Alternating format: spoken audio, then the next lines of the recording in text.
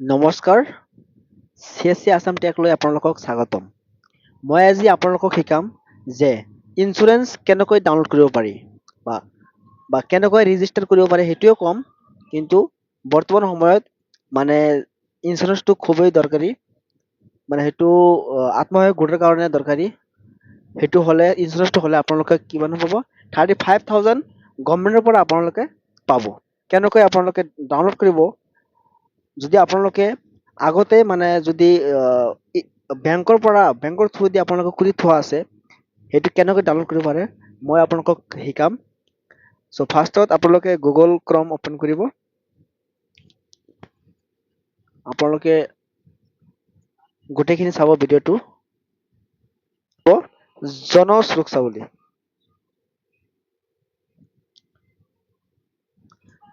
বুলি চাৰ্চ কৰিব। তাৰপিছত ফাৰ্ষ্টত যোনটো লিংক আহিছে Jan Suraksha national portal for government social, তাতে ক্লিক কৰিব। তাতে ক্লিক কৰি কেনে আপোনালোকে লগইন অপশ্যনত ক্লিক কৰিব। আৰু আপোনালোকৰ যদি অলৰেডি ৰেজিষ্টাৰ কৰি থৈ দিয়া আছে, তেনেহ'লে আপোনালোকে ডাইৰেক্ট লগইন মোবাইল নম্বৰ দি কেপচা বহাই কেনে লগইন কৰিব পাৰে। কিন্তু যদি ৰেজিষ্টাৰ কৰা নাই, তেনেহ'লে কি কৰিব? ৰেজিষ্টাৰ অপশ্যনত ক্লিক কৰি কেনে বেংকৰ নামটো বহাব, কোনটো বেংকৰ আপোনালোকৰ একাউণ্টটো আছে সেইটো বেংক একাউণ্টটো বহাই দিব। বহাই দি কেনে স্কিমটো কি হয়, PMSBY সেইটো হ'ল প্ৰধানমন্ত্ৰী সুৰক্ষা বীমা যোজনা, আৰু PMJJBY সেইটো হ'ল প্ৰধানমন্ত্ৰী জীৱন জ্যোতি বীমা যোজনা।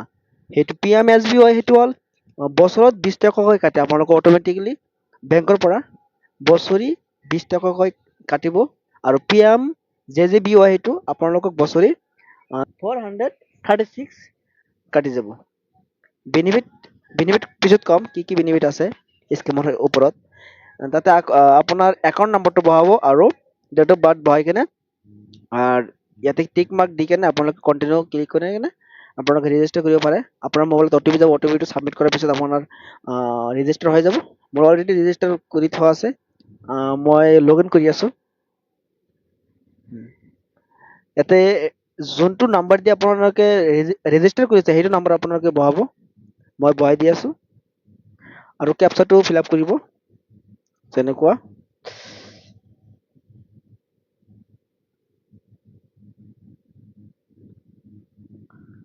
আৰু টিক মাৰ্ক দি কেনে আপোনালোকে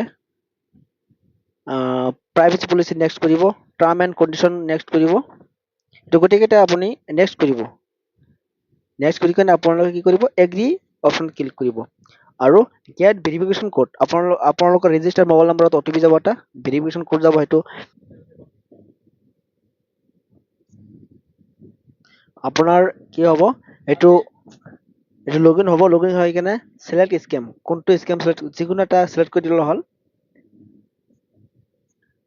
তাৰপিছত আপোনাৰ মেইন পেজটো খোল খাব আৰু তাতে লিখা থাকিব এনৰলমেণ্ট, নিউ এনৰলমেণ্ট। আপোনাৰ যদি ইঞ্চুৰেঞ্চ নাই তেনেহ'লে আপুনি নিউ এনৰলমেণ্টত ক্লিক কৰি আপুনি নতুনকৈ ইঞ্চুৰেঞ্চ বনাব পাৰে। চাৰ্টিফিকেট অফ ইঞ্চুৰেঞ্চ, নতুনকৈ ইঞ্চুৰেঞ্চ বনাব পাৰে। আপোনাৰ যোনটো বেংক আছে সেইটো বহাই কেনে একাউণ্ট নম্বৰ আৰু ডেট অফ বাৰ্থ বহাই কেনে আপুনি ইজিলি ইঞ্চুৰেঞ্চটো বনাব পাৰে। আৰু যদি আপোনাৰ পুৰণা ইঞ্চুৰেঞ্চ যদি হেৰাই যায়, সেইটো ডাউনলোড কৰিব হ'লে ছাৰ্ভিচেছ অপশ্যনত ক্লিক কৰিব। তাতে লিখা আছে ছাৰ্ভিচেছ, তাতে ক্লিক কৰি কেনে ৰিজেনেৰেট COI মানে certificate of insurance, proceed click কৰিব। আৰু আপোনাৰ যোনটো বেংকৰ আপোনাৰ ইঞ্চুৰেঞ্চটো বনোৱা আছে এই বেংকৰ নামটো দিব আৰু একাউণ্ট নম্বৰটো বহাব আৰু ডেট অফ বাৰ্থ বহাই কেনে তাতে লিখা আহিব ডেট অফ বাৰ্থ বুলি। মই দেখাই দি আছো। মোৰ ষ্টেট বেংক হয়, মই ষ্টেট বেংক চিলেক্ট কৰি আছো।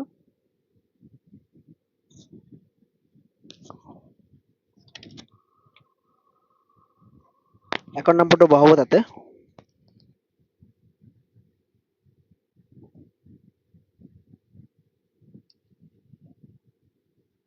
তাতে ডেট অফ বাৰ্থটো বহাব, আপোনাৰ নিজৰ ডেট অফ বাৰ্থটো বহাব তাতে।